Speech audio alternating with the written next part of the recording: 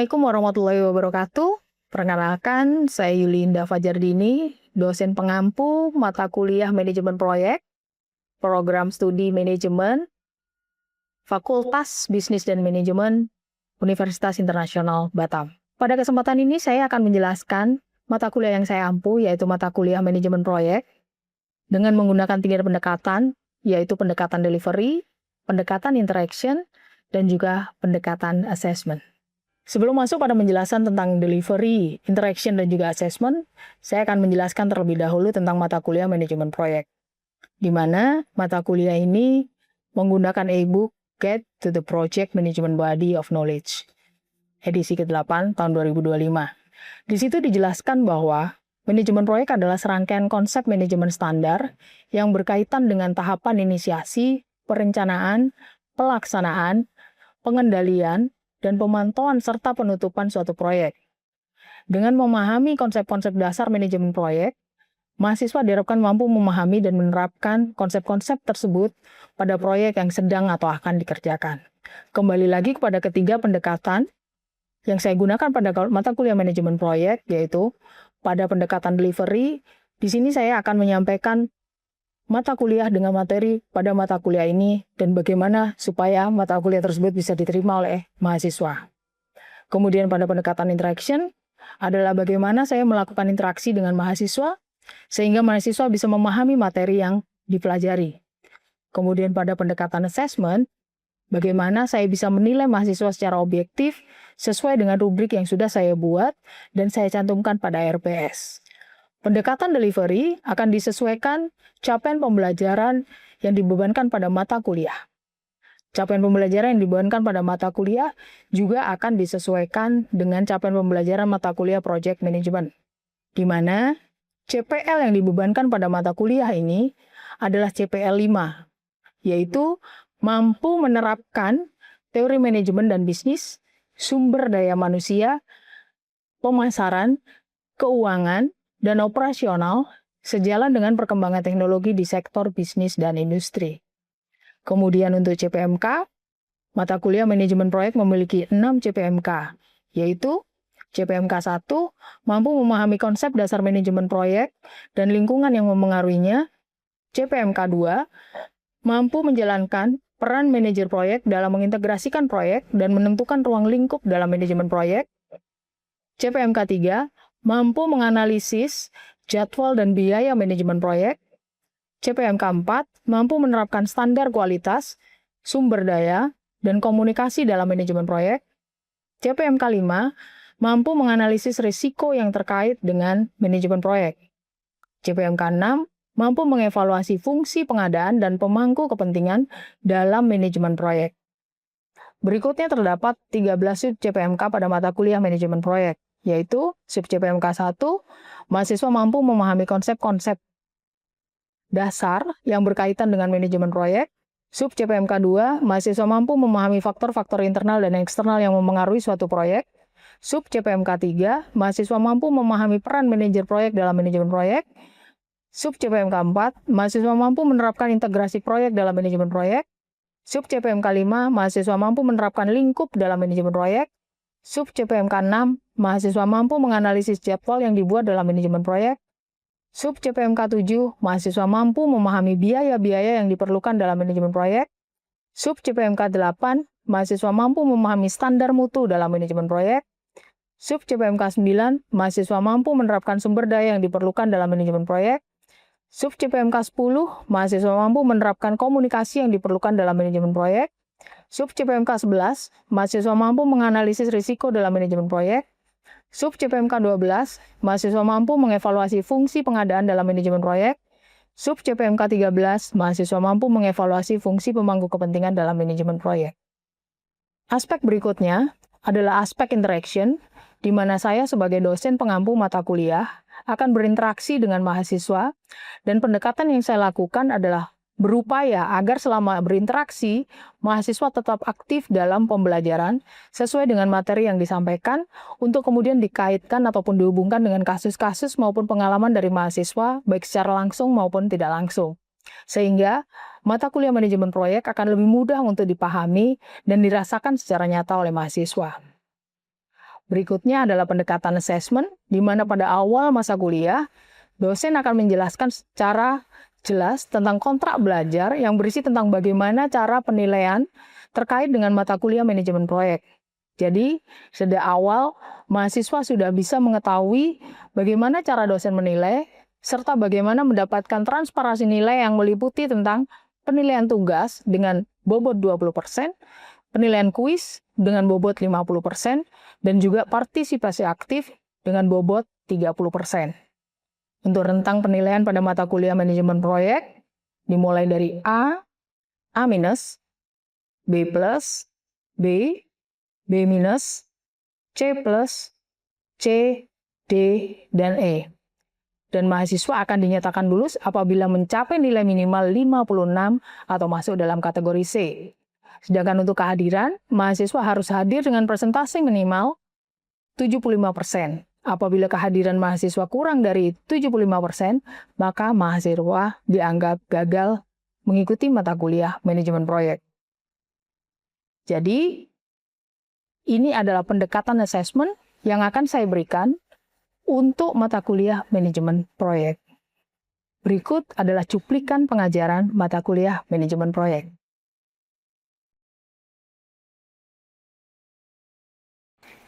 Ya, baik, selamat malam semuanya.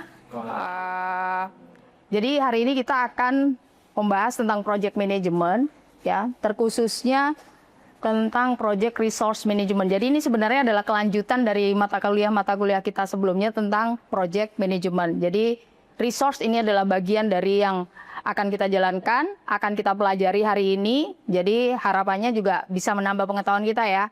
Karena pada saat kita bicara project, sebelum resource kita sudah membahas tentang environment, integrasi, cost, schedule, quality, dan sekarang kita akan membahas tentang resource management. Nah, kalau secara outline-nya, pada saat kita bicara resource management ini, di sini hanya terdiri dari 6 poin. Jadi mulai dari plan, yaitu perencanaan, kemudian ada estimate, mengestimasikan, kemudian ada persiapan, and then kemudian ada develop team, kemudian ada manage team, dan yang terakhir adalah kontrol. Nah, dari 6 ini, mulai dari poin keempat, disitulah yang terkait dengan human resource. Jadi tentang manusianya, source secara human-nya. Sedangkan yang pertama itu masih overall, kemudian activity itu overall, acquire pun itu jadi overall. Jadi antara physical source dan mulai kita masuk ke human source itu mulai dari yang poin keempat atau dari develop team ini. Ya. Nah, ini adalah outline secara keseluruhan. Jadi seperti yang project manajemen yang lain, jadi keseluruhan dari outline itu pasti terdiri dari 3 bagian. Yang pertama pasti ada input dari proses tersebut, kemudian juga ada tools and teknik yang digunakan, dan kemudian pasti ada output. Jadi selalu 3 hal itu yang akan berulang pada saat kita berhubungan dengan project. Jadi quality pun pasti nantinya akan selalu ada input, tools, dan output. Kemudian kalau kita berbicara tentang stakeholder, nantinya juga pastikan ada input, ada tools, dan juga output. Ini semuanya sama. Jadi secara role semuanya memiliki pattern yang sama. Nah, kalau kita bicara secara konsepnya ya, dari sini kalau kita bicara resource secara konsep, di sini menunjukkan bahwa ada hubungan antara skill dan kompetensi. Nah, seperti di sini ya. Jadi ada skill dan kompetensi yang dibutuhkan oleh seorang project manager. Kalau kita bicara project, pasti tidak jauh dari project manager. Project manager, dia wajib memiliki skill dan kompetensi untuk mengatur timnya. Supaya apa? Timnya, yaitu personel-personelnya, itu bisa dioptimalkan untuk mengelola resource yang lain. Artinya materialnya, schedule-nya, itu kan juga resource. Nah, jadi kalau kita bicara kompetensi, itu adalah gabungan dari sikap, pengetahuan, dan juga pengalaman. Makanya kan seringkali kalau kita lihat, walaupun kita tidak berbicara project, pada saat kita bekerja, mengerjakan sesuatu, atau bekerja dengan seseorang, pasti sering disebut sikapnya yang benar ya. Bahkan dibikin matematika attitude, itu kalau di total jumlahnya 100. Artinya apa? Pada saat seorang memiliki attitude yang bagus, anggaplah dia punya skill yang kurang, tapi orang itu pasti akan masih bisa diperbaiki. Tapi kalau dia skillnya tinggi, attitude-nya jelek, orang akan mikir. Termasuk di sini kita bicara project manager, punya tim yang attitude-nya kurang, pusing dia. Makanya kenapa di sini juga dia selaku project manager harus punya skill dan juga kompetensi untuk mengatur orang-orangnya. Nah, untuk mengatur dia juga harus memahami tipikal dari orang-orang yang ada di bawah pengawasannya, di bawah komandonya. Supaya apa? Supaya pada saat dia mengarahkan untuk mengurus physical resource-nya ini, ya, untuk mengalokasikan apa-apa yang dia butuhkan termasuk material, perlengkapan, supply, itu bisa berjalan dengan baik. Jadi kalau kita bicara resource, itu selalu berbicara tentang dua hal. Satu tentang physical, yang satu tentang tim atau tentang human. Nah, jadi kaitannya di sini makanya manajemen project itu sangat luas. SDM bisa masuk, keuangan masuk, ya kan? Statistika masuk. Karena di sini akan dibutuhkan banyak hal untuk bisa mengkalkulasi. Dan yang pasti untuk bisa berpikir secara logis. Oke, dan tren yang muncul di sini apa? Di sini tren-tren yang terkait resource management, antara lain, pernah ada yang dengar istilah JIT? Biasanya manufaktur. Just in time? Nah, itu salah satu metode ya. Kemudian juga ada Kaizen. Ada yang pernah dengar? Ya kan? Jadi sering bicara Kaizen, JIT. Terus ini Theory of Constraint. Nah, ini adalah metode-metode dari resource tadi. Jadi kalau sudah JIT biasanya gedebak-gedebuk. Karena begitu ada order masuk dia langsung kejar, ada order masuk dia kerjakan. Just in time. Kemudian juga pada saat kita bicara resource dituntut untuk memiliki apa? EI, Emotional Intelligence. Karena apa? Karena kalau dia bisa mengelola EI-nya, ya kan? Dia akan menjadi emotionally kompeten. Dan otomatis kalau semuanya bisa mengelola emosionalnya dengan baik, maka grupnya itu, proyeknya akan menjadi lebih efektif. Karena apa? Orang yang matang secara emosional kira-kira lebih mudah diatur atau tidak? Karena diajak komunikasi lebih nyambung.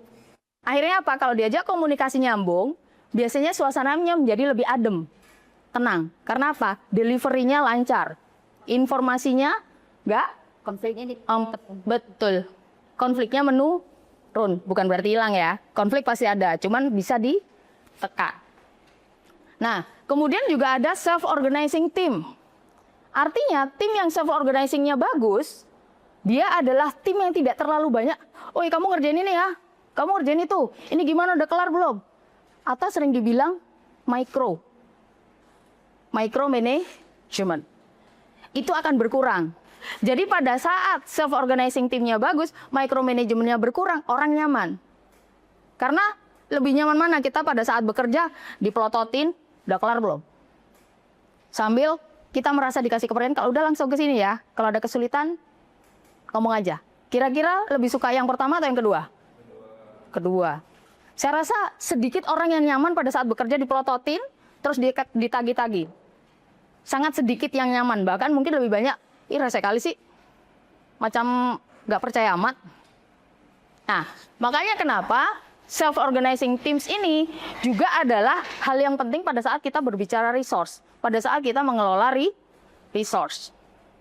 Nah, yang terakhir yang nggak ketinggalan adalah virtual teams. Kenapa? Sekarang kan eranya globalisasi, ya kan? Globalisasi itu sudah terbiasa. Satu di Afrika, satu di Eropa, satunya di Australia. Ketemunya di Zoom. Karena kalau kita tidak berani untuk melangkah ke virtual, kita akan kesulitan untuk apa? Mengakomodir tim-tim yang dibutuhkan sesuai dengan skill maupun kompetensi yang dibutuhkan. Karena pada saat kompetensi itu muncul, bukan berarti dia harus ada di tempat ini. Tetapi kompetensi yang dibutuhkan, skill yang dibutuhkan bisa dideliver melalui internet ataupun melalui hal lain. Makanya ini kan menjadi hal yang biasa. Bahkan di Indonesia pun kan juga sudah mengenal itu semenjak COVID. Ya kan, itu sebenarnya juga bagian dari resource. Bahkan dibilang kita lebih cepat 10 tahun karena kena COVID. Sudah mulai kenal Zoom, SD, handphone, untuk belajar online. Bahkan sekarang work from anywhere. Oke. Kemudian bagaimana kita mengatur Ya, mengatur di sini kita harus memperhatikan apa? Diversity-nya. Kan banyak yang macam-macam ya. Pada saat mengatur kita harus perhatikan lokasi fisiknya, industrinya, manajemen timnya, dan lain-lain. Banyak yang harus diperhatikan. Dan di sini yang penting adalah apa? Kolaborasi. Jadi kalau kolaborasinya bagus, dia pasti akan meningkatkan productivity. Productivity-nya naik, berarti akan membuat inovasi-inovasi untuk menyelesaikan masalah juga meningkat. Jadi kalau kita bicara resource, pasti kita nggak akan jauh-jauh dari kolaborasi juga. Oke, sampai di sini ada yang mau ditanyain nggak? Cukup jelas ya. Kita lanjut dulu ya. Oke. Nah, sekarang kita masuk ke bagian yang pertama ya. Plan resource management. Jadi namanya plan ya berarti dia merencanakan. Ya, bahkan pada saat kita melakukan sesuatu, planning itu 60% dari keberhasilan. Bahkan ada yang bilang planning aja udah 80%. Sisanya eksekusi. Makanya kenapa pada saat plan ini juga sangat penting. Nah, berikutnya di plan ini apa aja yang harus disiapkan? Seperti tadi saya bilang, project management itu dia selalu ada input, tools and teknik, dan output. 3 part itulah pokoknya. Nah, inputnya ini apa aja? Dia inputnya mulai dari project charter. Kalau kita pernah belajar project kan pasti ada project charter, awalnya pasti ada. And then kemudian apa? Project management plan-nya sendiri itu seperti apa? Kemudian dokumen-dokumen project-nya apa? Dan yang keempat itu juga ada IIF-nya. Jadi faktor lingkungan harus diperhatikan. Nah, kemudian juga OPA-nya. Nah, apa sih bedanya IIF dan OPA? Ada yang ingat nggak? Yang internal itu IIF atau OPA? Yang internal project IIF atau OPA? Yang mana? Ini kan internal. Yang internal itu artinya apa? Dia policy, berarti kan polisinya perusahaan. Kemudian ada physical resource, safety policy, security policy. Nah, inilah internalnya. Faktor internal. Nah, faktor eksternalnya apa? EEF-nya, Enterprise Environmental Factor. Jadi kalau dibilang faktor internalnya apa? Ini adalah OPA-nya. Yang inilah ya, yang menjadi input secara internalnya. Nah, berikutnya tools and tekniknya apa? Jadi yang digunakan untuk menjalankan itu ada satu expert judgment. Di mana-mana kan pasti butuh tenaga ahli kan ya. Nah, namanya tenaga ahli ya pasti dibutuhkan untuk apa? Inilah dia mulai dari negosiasi sampai manage. Nah, kemudian apalagi yang dipakai sebagai tools and teknik? Ada data representation, artinya data yang dibutuhkan, data yang digunakan sebagai referensi. Nah, data-data ini dia akan menunjukkan apakah memang ada kemiripan dari proyek yang akan kita kerjakan dengan mungkin proyek yang sebelumnya. Karena kalau mirip kita bisa menggunakan datanya, paling nggak sebagai estimasi maupun asumsi. Ya. Terus di sini juga ada WBS, Work Breakdown Structure. Dia berbicara tentang apa? Deliverable-nya, output-nya. Kemudian bicara tentang apa lagi? Kita bicara dengan OBS. Ini berbicara tentang strukturnya, orangnya. Jadi kalau WBS itu physicalnya, kalau yang organizational breakdown atau OBS ini adalah human-nya, kemudian yang resource breakdown structure ini adalah gabungannya. Jadi kalau kita bicara project, dia sebenarnya mewakili sudah secara keseluruhannya. Kemudian juga ada tim charter, artinya yang mengatur tim tersebut. Kalau tim charter itu sama dengan kayak macam job desk. Jadi kayak struktur organisasi ada job desk-nya. Jadi proyeknya siapa aja, jabatannya apa, pekerjaannya apa. Nah, itu diatur di situ. Ini bisa mengambil keputusan apa. Kemudian juga ada project document updates. Ini standar. Jadi isinya juga apa-apa yang menjadi asumsi itu ada lognya. Resiko yang akan muncul itu juga bisa diregistrasi. Kemudian juga ada estimasi aktivitas dari resources itu sendiri. Jadi kira-kira aktivitas apa aja sih yang akan dilakukan di situ ada. Dan kemudian juga ada untuk kelanjutan dari tadi. Jadi yang ini kan ya, tadi yang awal kan sudah plan, kemudian estimasi, Nah, estimasi ini balik lagi. Input, tools and teknik, output. Balik lagi. Dan ini biasanya sama. Contohnya kayak gini ya. Nah, ini inputnya balik lagi. Ketemu kan project management plan lagi. Artinya, pada saat kita membuat satu project management plan, dia akan digunakan di beberapa bagian dari project tersebut. Jadi makanya kenapa kok pada saat kita berbicara manajemen proyek, kesannya kok ngulang-ngulang ya, Bu? Iya, karena misalkan ada satu material, dia digunakan untuk membahas cost. Terus dia digunakan untuk membahas schedule. Dia digunakan untuk membahas quality. Dia dibawa terus. Makanya dia dibawa. Cuman yang membedakan adalah sudut pembahasannya.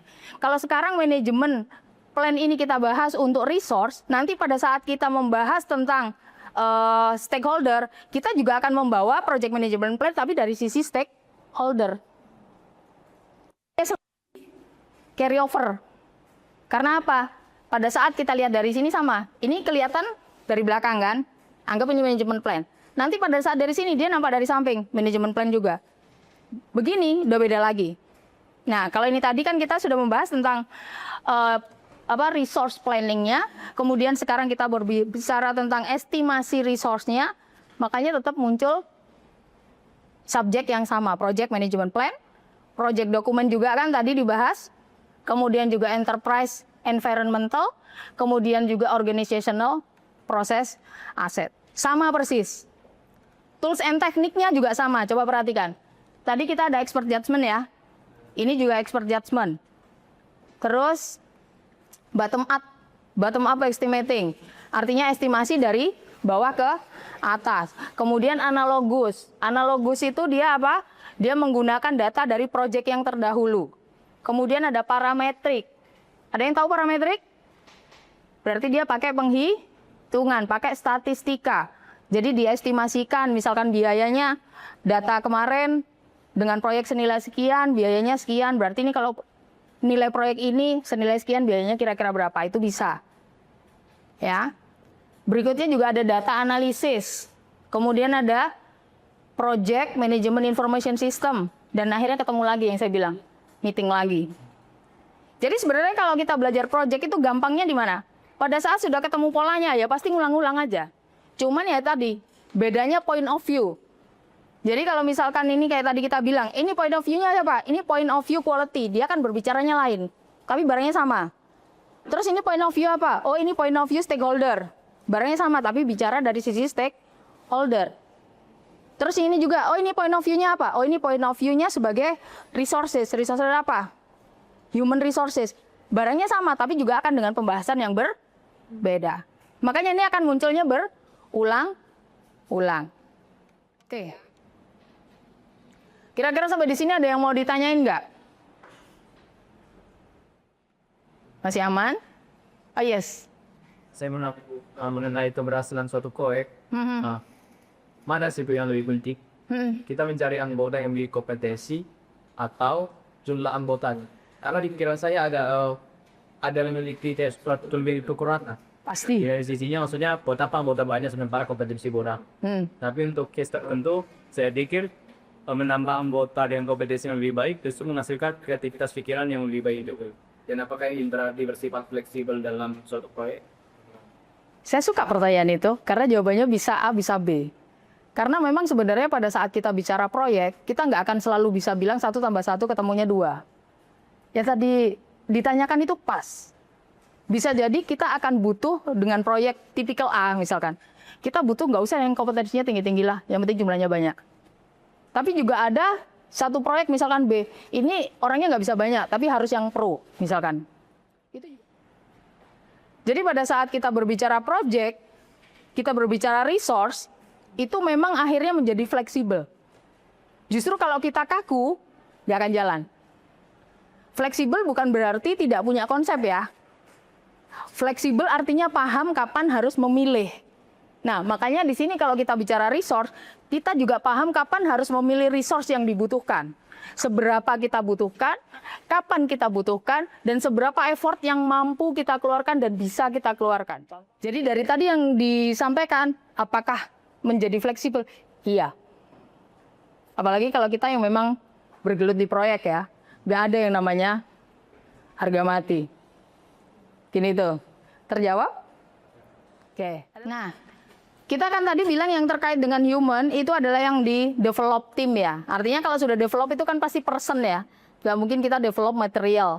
Nah, pada saat kita develop tim, ini ada beberapa hal yang kita juga harus perhatikan. Terutama di sini sudah disebut loh, bagaimana kita berkomunikasi dengan baik. Jadi ini istilahnya pelajarannya jadi SDM banget gitu kan. Jadi kalau secara SDM, bagaimana kita berkomunikasi, bagaimana ini kan dibilang juga team building, artinya membentuk tim, kemudian juga manage konflik. Nah, konflik-konflik itu sebenarnya akan menjadi baik pada saat bisa diselesaikan. Tapi akan menjadi masalah apabila dia tidak diperhatikan. Kayak tadi kita bilang, kalau yang timnya sudah bagus kan jadi minim konflik tadi ya Bu ya. Tapi kalau dia sudah mateng timnya, ya konfliknya akan bisa mudah diselesaikan. Karena apa? Egonya sudah tidak tinggi lagi. Mudah untuk menerima masukan. Nah, itu pun juga harus dikondisikan. Nah, kemudian juga di sini juga ada bahwa pada saat kita develop tim itu kita juga harus improve knowledge-nya. Supaya apa?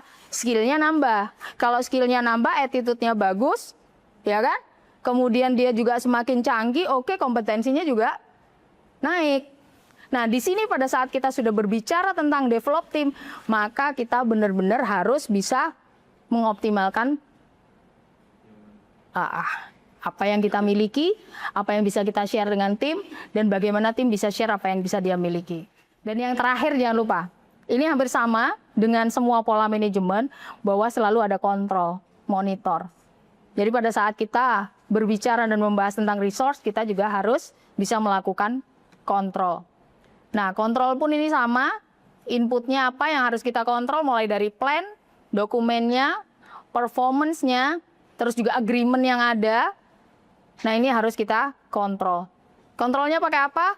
Dengan data analisis. Jadi kita melakukan analisis dari data yang kita olah. Kemudian juga ada problem solving. Kenapa problem solving? Ya karena kita berurusan dengan resource, berarti kan banyak hal yang harus diperhatikan. Kemudian balik lagi interpersonal dan team skill.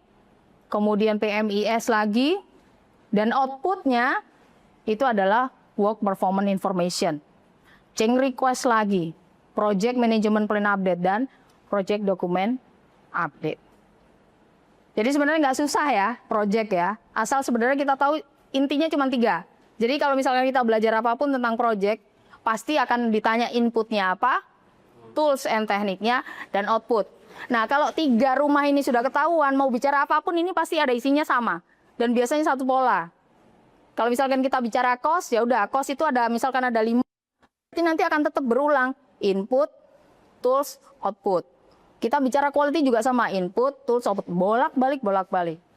Dan biasanya ini memang akan sangat bermanfaat untuk yang memang mungkin sedang mengerjakan project atau akan mengerjakan project. Jadi paling nggak secara guideline-nya ini loh arahnya.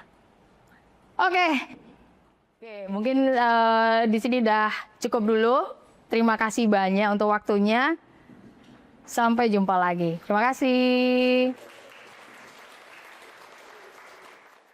Demikian perkenalan dari saya, Yulinda Fajardini, dosen pengampu mata kuliah Manajemen Proyek dari Program Studi Manajemen Fakultas Bisnis dan Manajemen Universitas Internasional Batam. Assalamualaikum.